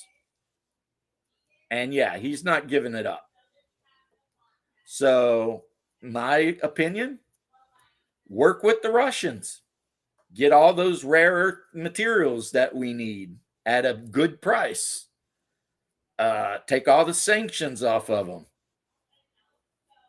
Tell Zelensky in Ukraine, be happy with the part of the country you got, which is the non-Russian part.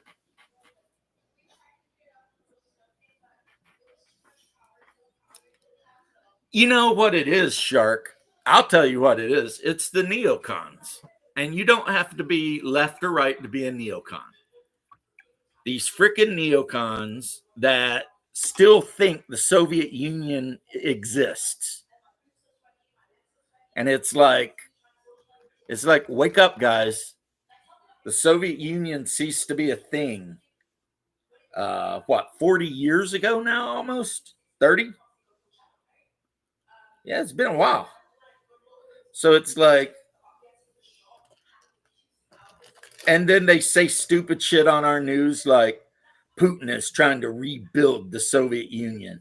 It's like, well, if he is, he's doing a horrible job of it. Because, other than stepping in to protect some regions he felt like were predominantly Russian, it's not like he's running around invading like Dagestan and Turkmenistan and shit like that. I think the thing with Trump is if Putin's willing to make good deals that are going to benefit America, Trump will do it. It's kind of like during his first term when he sold $500 billion worth of military aid to Saudi Arabia. And reporters thought they had the gotcha moment. They're like, how do you explain you selling $500 billion of military aid to Saudi Arabia? And Trump, without breaking a beat, he said, if we hadn't done it, someone else would have. So we might as well be the ones to get that money. And he's right. That is 100% like fact check true. If we hadn't sold them that shit, they would have bought it from China or Russia. Or believe it or not, South Africa for a while had a pretty good arms thing. But yeah. So I think he can do it. I mean, I hope he can. I think he can. We'll see. But that's just my thoughts on the matter.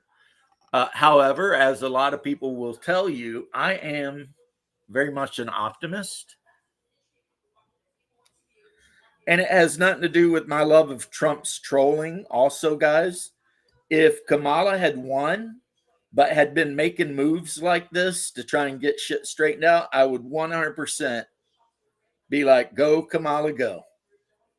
You are my favorite wine mom / president. Because, I mean, yes, of course, I'm registered to a party. But to me, that's just like a general thing. You know what I mean? I'm not a vote red no matter who, vote blue no matter who. The people who like on Twitter put their little vote blue no matter who shit, it's like, you're idiots. You're idiots. You're dumb. because you're just voting for a letter after a name instead of looking at actual policies. Like that guy that's, you're saying vote blue. I mean, he might have the worst policies ever that, cause you to freaking starve to death. But you're going to vote for him just because? Look, the person that they might vote for might be somebody who honeymooned in the Soviet Union. Right. Like you're going, Bernie Sanders, get out of here. That guy will never be president. But, Russia They bad. mentioned our Commonwealth left on the news I watched yesterday. Oh, really? What was it about? I didn't see. Well, by the news, I mean the clips of the news that I watch on YouTube, like Benny Johnson and stuff like that. Yeah. They said one of the reasons that they all convinced Sanders to drop out of the race is because they told him that in states like Virginia, West Virginia, and they said by name Kentucky, the fact that he was Jewish would be a huge detriment. You know what should be a huge detriment to him? The fact that he was a communist. Yeah. And I thought the same thing. I was like, I've never met anyone in Eastern Kentucky where I live that gave a shit about Jewish people or anything, People are generally more worried about making sure that the chores are done and the farming's in and whatever, right? So the fact that they named our state by name as if, well, Kentucky's not voting for Jews. You just got to know that. And it's like, yeah, that's nonsense. Yeah, as a person from Kentucky, I take a little bit of affront to this, sir. I mean, if Kentucky won't vote for a Jew, then why did the Confederacy have a Jewish guy in the cabinet? You know what I mean? And he was elected by people, from the 13 states, including Kentucky. So, like, this is just, more of those stupid city folk who don't know what they're talking about. Yeah. Yep. No one where I live in Eastern Kentucky ever asks anybody anything personal. Like, the only way they're going to know anything personal about you is if you tell them. Otherwise, they'll sit around, chaw some tobacco, and talk about the weather, fishing, hunting, just inane things that you talk about when you don't have anything else to talk about. And that's pretty much it. So whoever thinks a Jewish person can't win Kentucky, it just depends on the Jewish person. Bernie, no. But, if you had some other guy that was kicking ass, then yes. I mean, everyone loves Vance. He's married to a Hindu. I mean, right? So,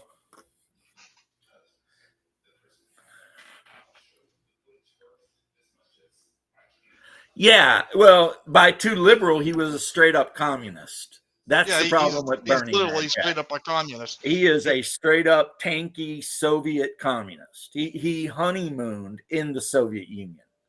How he can even have an office, I don't even know.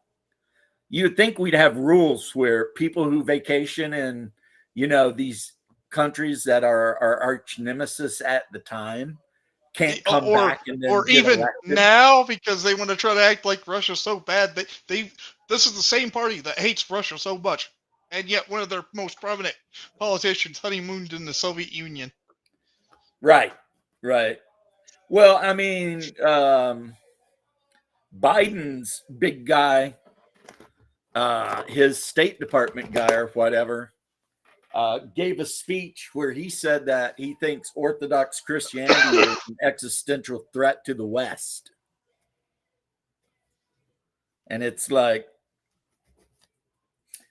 having thought about it now for a very long, long time, I can tell you, he's right. Because if Orthodox Christianity spreads throughout the United States and it's spreading fast, specifically amongst Gen Z men, a lot of things are going to change, because all of a sudden you're going to have a generation of men who actually truly believe, Christian teachings and are not passive about it. And yeah, so he is right that, yeah, it would be an existential thing. Didn't Trump spend vacation time in Russia? I don't know. I'd I don't have to know look either. that up. Was it when it was the Soviet Union? Because there'd be a vast difference between Soviet Union and modern day Russia.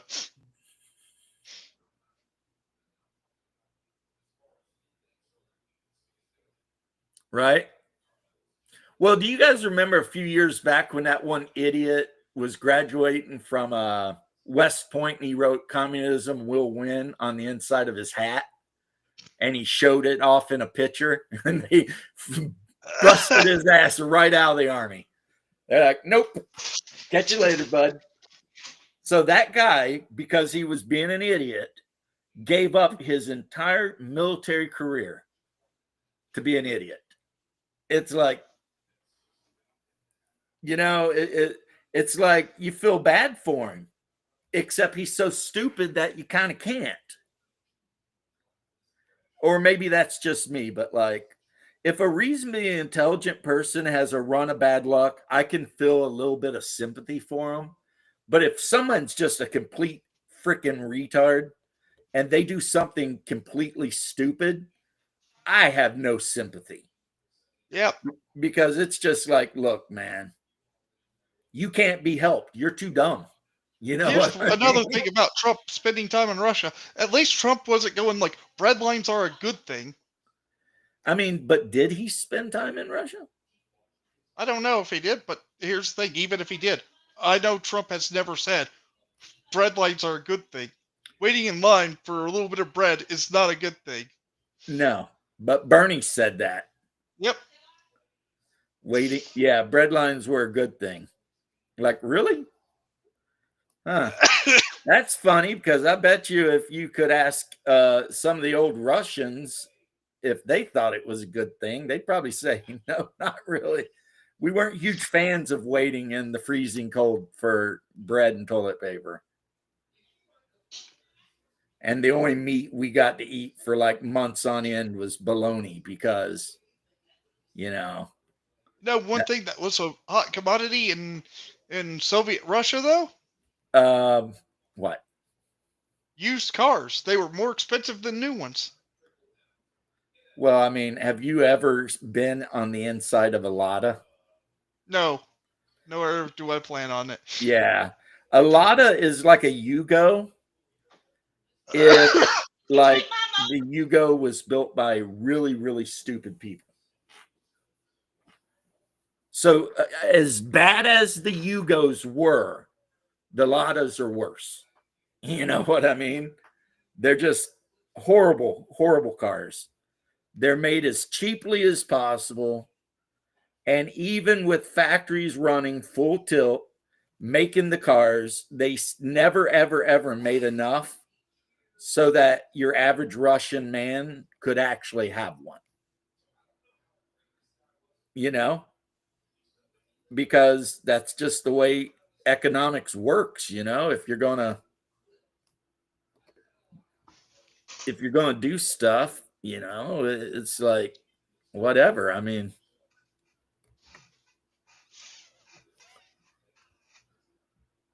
like I said, Henry Ford, I mean, for all of his flaws, and then he had many, he figured out the mass production, and in less than a decade, you went from streets where people were riding around in horse-drawn carriages to not a horse in sight. You know what I mean? Yeah, but the reason why used cars were so expensive in the Soviet Union is because Then you'd actually have a car. Getting a new one was impossible. Yeah, Just well, about. you'd have to put your name on a list. Yep. And sometimes that list would be 10. Sometimes, yeah, that list would be like 10 freaking years minimal. And Yep. of course, the list can change at any time. Sergeant tell me about second lieutenant driving his tank into Austria by mistake. He was sent home immediately. Wow. Second lieutenants, they are the most dangerous thing on the planet to a soldier or a Marine. When I say soldier, I mean Marines too. I'll use Heskett's word and say warfighter. The most dangerous thing in the world to a war fighter is a second lieutenant. That is the guy that's going to get your ass killed. Because, well, okay, I have to clarify. A second lieutenant with ideas. If he's just a second lieutenant and he understands that he just needs to do whatever Cap tells him to do and chill the fuck out, you'll be fine. You'll be okay. But if he's a second lieutenant that thinks he's a genius because he graduated from West Point or whatever, and he's got all these new plans and ideas about how to make everything better, you know, for the warfighter, yeah, he's going to get someone killed. You know, it's just like the way it is. Now, I was lucky. I've told the story a billion times, so I won't bore you with it again. But I had Command Sergeant Major Robles roaming around RAO, my unit did. And that dude would rip a second lieutenant's ass. And I know a lot of people are like, but wait a minute, the second lieutenant's an officer and the sergeant major's enlisted. Yeah, that don't matter. Not when you're Command Sergeant Major Robles, it don't. You know what I mean? Yeah, Cuba is crazy because every time they showed like the streets in Cuba and people are cruising around in like 57 Bel Airs and shit like that. And they keep them running. And I'm all like, damn, if they could import some of those cars into the United States, you know how much money they could charge for a well-maintained, functioning 57 Chevy Bel Air? A lot. They could probably charge $100,000. I don't Yep. know. I don't know, but Probably. they could charge a lot, is what I'm saying. Also, you know what else it proves, Mad Cat? That the cars built in the 50s were built to last. I mean, you might have to bust down that engine and rebuild it and maybe work on a carburetor every now and then, but they just keep running. Whereas a modern car, yeah, in 40 years, a car built today will not be running because it's got so much shit. A lot of stuff to go wrong. Yeah, so much shit that can go wrong that you can't fix. Because an old 50s car, if the carburetor goes bad, you can tear the carburetor all the way down, clean it out completely, rebuild it, and see what you got, right? But if computer chips go bad in the brain inside your car's engine, yeah, you're not fixing that shit.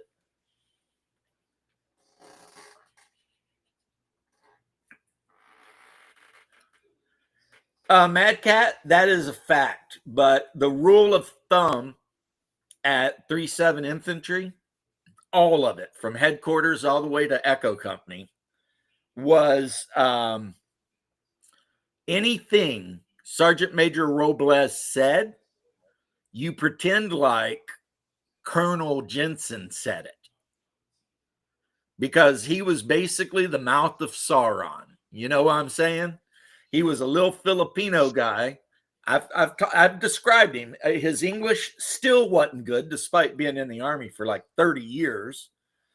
Like his service stripes went all the way up to there. He had a Ranger tab, not a little bullshit scroll, because anybody can get that. He had the tab, Special Forces tab. Like he had, I mean, this guy fought in Vietnam. everything, right?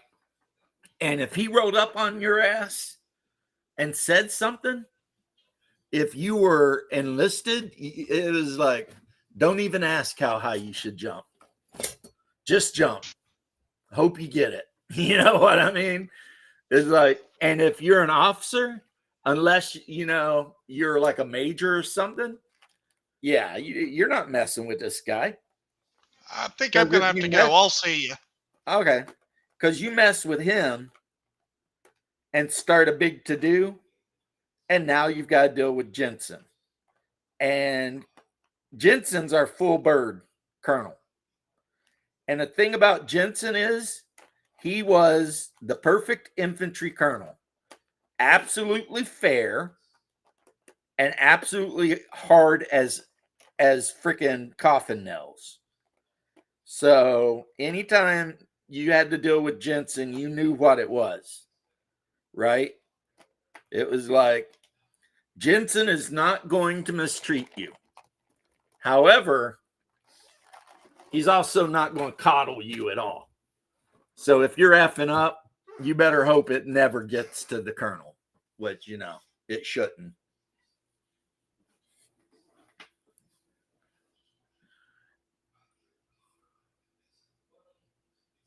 See, that's a good infantry company.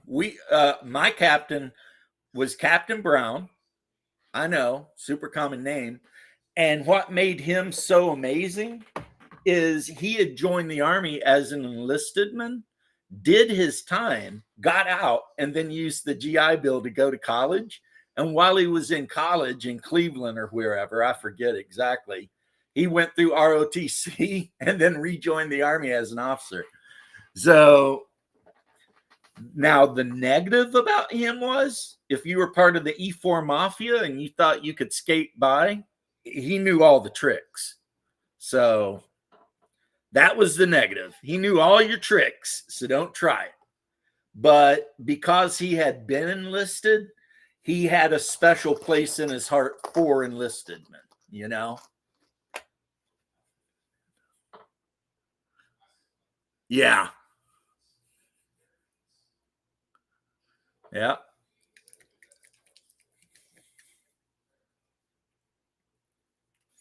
Tell you what, I loved being in the Army. I really did. I try not to have regrets, but sometimes it's impossible not to have regrets.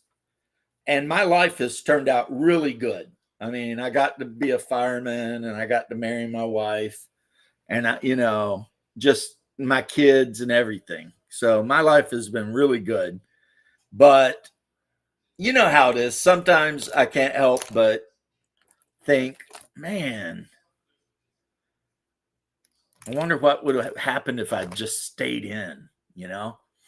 I mean, they were offering me automatic E5 and all that shit. You know how they do. If you re-enlist, we'll guarantee you this much money and promotions and all that. And I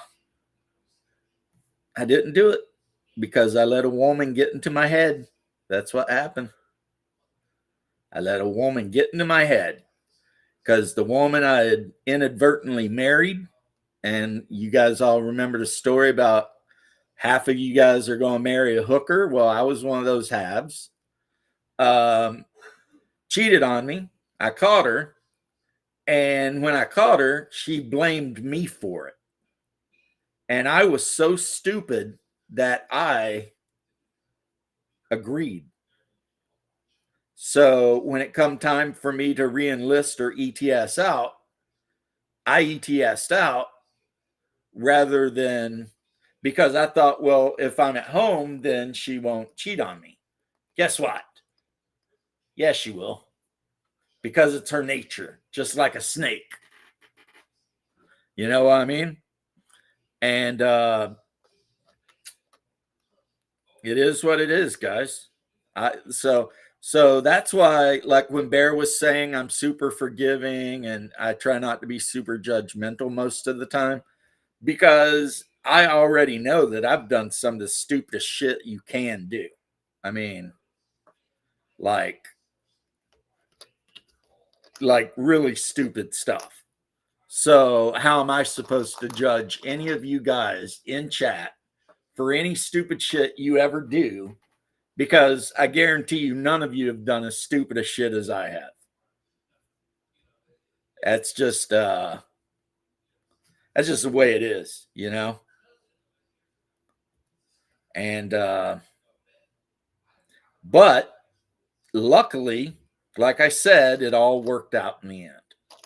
So there is that. There is that.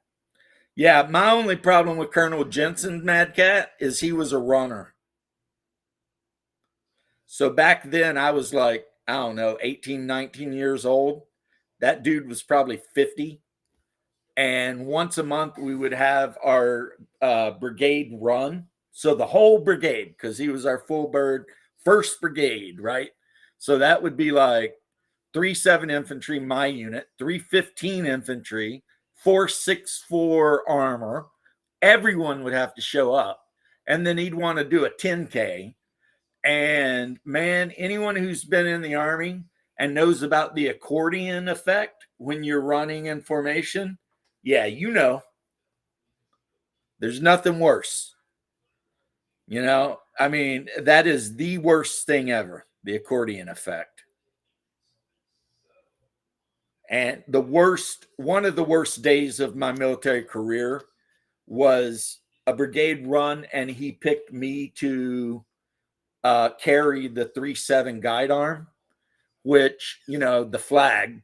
And the thing is, 3-7 infantry has fought in so many battles. It had so many streamers hanging off of that bitch. It must have weighed 40 pounds.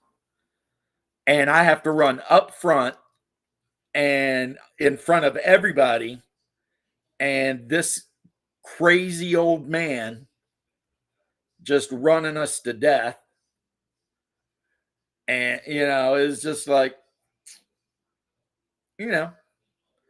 But then after we got done with the run, we got released and we went over to our chow hall, got some eggs, you know, some omelets, you know, some biscuits and gravy or whatever. And then you go on with the rest of your day, man. But I respected all of our officers. They were all good. We had a couple of shitty NCOs, but usually I didn't have to worry about them that much. But yeah.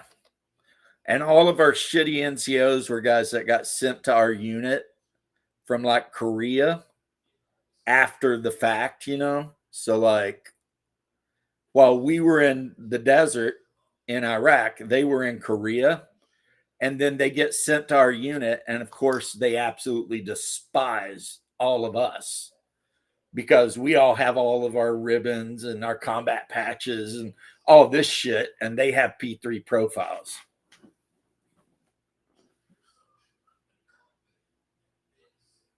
Yeah, yeah. Yeah, I'm pretty sure Jensen could have run me to death, and he probably wouldn't have broke a sweat. Some people are like that, man. I suck at running. I've even had like sergeants tell me I run like a Clydesdale. You know, there's no rhythm. Not only do I not have rhythm to dance, I don't even have rhythm to run. So running has always been a hard thing for me. My best 2-mile run was 13 minutes. And which is pretty good, but you know, that's at the height of fitness, right? But Jensen, that dude ran for fun. Like it'd be a weekend, you're off duty, walking down the way to Poe Grove because that's where the PX is, and freaking here he comes. Just, I mean, some people are just weird like that. They just want to run. And I'm just like, ugh. That's one of the best things about being a firefighter. Under very few circumstances are you ever supposed to run. And the rule is if you see the firefighter running, you better be running too. Try to keep up. Because if you run on the fire ground, there's a chance you will trip on something. a hazard and get yourself hurt. And then, that takes a whole team out of business because now they got to worry with your dumbass. So, yeah. You walk with intention. Look at us old crusty vets sitting here talking all this military thing.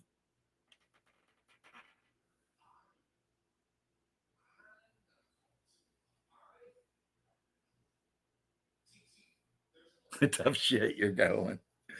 Yeah.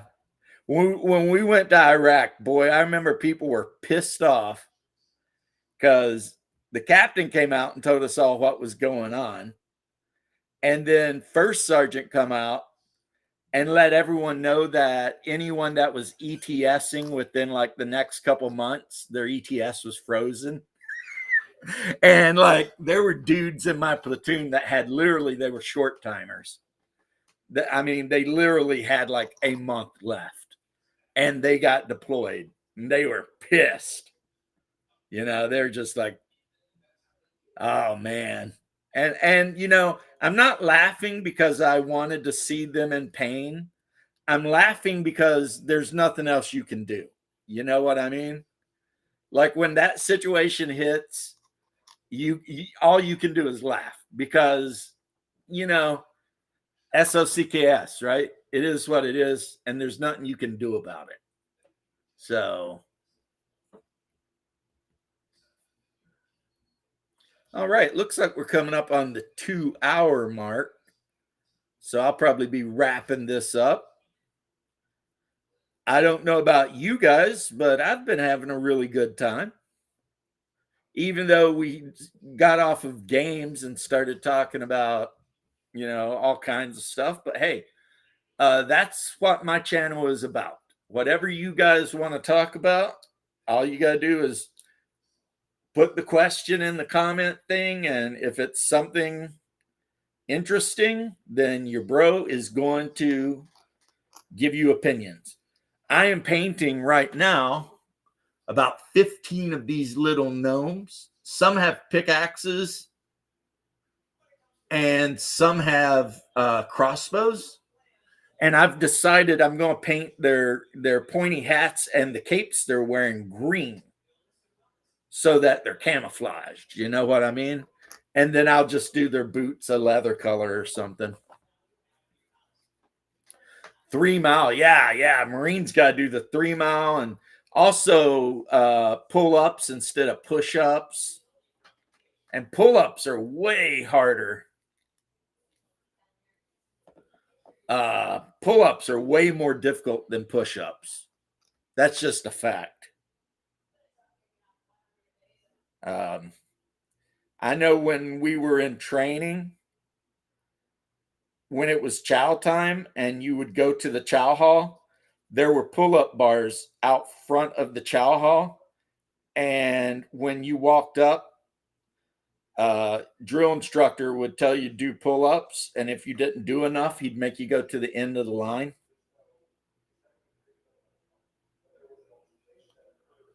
That was 100% a thing that happened. So,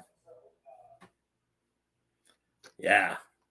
Agree to disagree. I don't know what we're agreeing or disagreeing on, but as long as, like whoever said, as long as we can have a heated debate about whatever it is we believe and then leave as friends and gentlemen, that's really all that matters. Right? So, Mad Cat, you may disagree with 99% of things in my life, but as long as you are a gentleman and you don't start calling me horrible names and shit, you and I will always part on good terms. And I will be looking forward to the next argument you got to bring, The only thing I really ask is just the slightest modicum of respect. And I'm willing to listen to anybody's point of view on literally anything, even though I'm not telling you I would agree with it. I'm just saying, if you got an idea, you think something should be a way. I'll listen to you and I might tell you, no, no. And then we can get into why you think yes and why I think no. And, and then when we're done, we can go back to talking about D&D and why the fighter class is the superior class in D&D and always will be and always has been. And we can still be friends, which is really how it should be. You know what I mean? Too many people get butthurt over little things. And I have zero people in mind when I'm saying this. I'm not going after anyone. I'm just saying that people, and even I've done that. Sometimes there's just a person whose personality really grates on you. But it's not a good thing. It's not a good look. But Mad Cat, you don't grate on me at all, man. And if I said something wrong and you correct me, I like it. Because I'm all like, well, good. I got somebody in the chat that's going to keep me on the straight and narrow.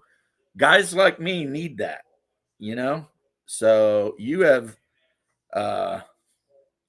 done a good bit of work today, my man. And of course, me and Shark are like bros. We're like bros that have never met each other and aren't related at all. But it doesn't matter because we both been through some shit. So we're bros. You know what I mean? Like if I ever meet Shark at a convention or something, I owe Shark a beer. I'm sorry to hear that, Mad Cat. D&D can be... How's that Dickens book go? It was the best of times, it was the worst of times. That is not a bad example of D&D.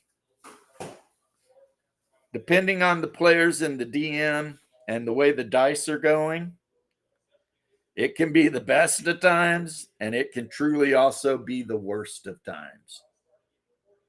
But no, I was just saying though, that whole thing of me trying to throw a little positivity out into the internet, guys, that's all that was. Just me trying to throw a little positivity out into the internet, trying to tell people that everything doesn't have to be, a big deal. You don't have to lose friendships. And even though Mad Cat and I don't think we're friends because we've never hung out and stuff, but we're online compatriots, let's say. And yeah, I'm going to say shit that might piss you off, but as long as you show a little forbearance and and not just with me, with everybody, and everybody should be showing you a little forbearance, then as a group of nerds sitting around talking about military stuff and games and whatever, I think this could be a really good thing. You get home from work, you see me on, you log on, and you freaking, I'm talking about whatever I'm talking about, and we can discuss whatever you got rolling around in your mind. And then at the end of that discussion, even if we don't agree, you still got to hang out with some bros, Now, I will say that all of you regulars, and you know who you are because you're always in my chat all the time. Yeah, you guys are definitely the rank of bro. You're definitely in that rank. I mean, Double D would say inner circle. I say bro. And a bro is a guy that if he needed to borrow $10 from me, I would let him borrow $10. I'd be like, all right, man. Because homies look after their homies. Always. Right? Homies help homies. Always. So, and I know a lot of people on this don't agree with me politically. And I will tell you, all you got to do is keep your cool and wait 4 years.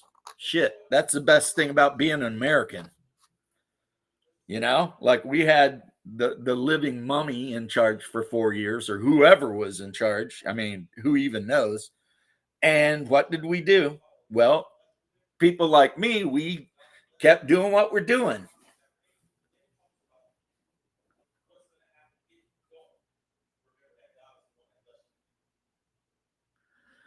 Well, Shark, it's a good thing that I've learned to not have envy, because I'll tell you what, Marines are pretty special. I mean, they are pretty special. And even though, I was Army and I did a lot of additional, high speed shit, uh, it will never be like being a Marine. And also, and everyone knows this, everyone in the whole world knows this, Marines have the best uniforms of anyone in the United States military. They dress the Army guys up like we should be working at a fast food restaurant. And they dress the Marines up like some kind of soda car dress uniform. It's like, all right, you know, but I get it. There's like millions of us, and there's a smaller numbers of you, because you guys are considered to be the more elite formation, even when you're not necessarily the most elite formation. I don't know. I mean, would you say your average Marine rifleman is of the same quality as an airborne Army Ranger?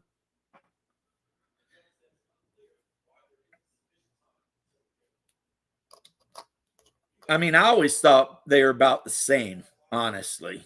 A Ranger versus a Marine rifleman. And I know every Marine is a rifleman, but I mean, one of the guys that's his deal. Now, I'm not even going to mention the Green Berets, because, guys, everybody knows that no one is the equal to the Green Berets. No one in the world. I mean, it's just the way it is. It's just what it is. Green Berets are like an entirely different group of crazy dudes.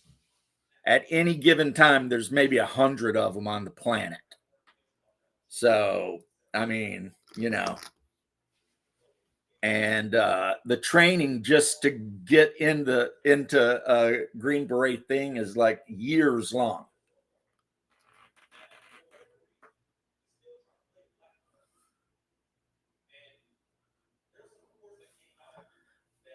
You know what? I salute you, sir. Yeah, I knew you would say that, though. That's why I didn't say special forces, because I know you would probably want to say, well, how about recon, raiders, blah, blah, blah. And I respect you standing up for your branch. I really do. But I'm never going to put anyone on the planet over the Green Beret. I tried out for that shit and I didn't make it. And every now and then, just for the hell of it, I listen to that song, that fighting soldiers from the air, brave young men who jump and die, all that shit. But hey, yeah, I mean, I was watching a video about Eisenhower trying to get rid of the Marine Corps. Took the Alcatraz prison riot to stop that. Why would you? I mean, the Marines existed before the regular army. I'm pretty sure the Marines fought in the Civil War, and that was at a time when we didn't really have a federal army so much as every state had an army. But the Marines were working directly for the federal government. So that is so weird, man. You got to have your Marines. I mean, look, somebody's got to walk around in that beautiful uniform with that saber and let the world know. You know what I'm saying? Even though our guys from the Army that guard the tomb of the unknown soldier, pretty sharp, but it's so difficult to get in that unit. You got to be like 6'2", perfect in every way. I mean, yeah, it's crazy. And those Garans they're carrying are loaded. So when they crank that bitch back and say, get off the fence, they're not joking. They do have the authority if you try to F around with the tomb, just take you out right there. So, you know, you will be removed from the census. You will start voting Democrat. But I've went 10 minutes past when I said, I'll catch you around, Shark. Chump, chump. Mad Cat, is great talking to you. Everyone else, you guys are too quiet in stream. If you want to jump in and talk about games or anything, really, Monday night is the night. And we'll hash it out and see what we come up with. But that said, we've got a whole week in front of us. So have a wonderful week. I hope your games go great and the dice roll great for you. And God bless. And we'll see. Press. Yeah, I don't get that. But I don't get, you know, to quote what's his name, Lopan, I was not brought upon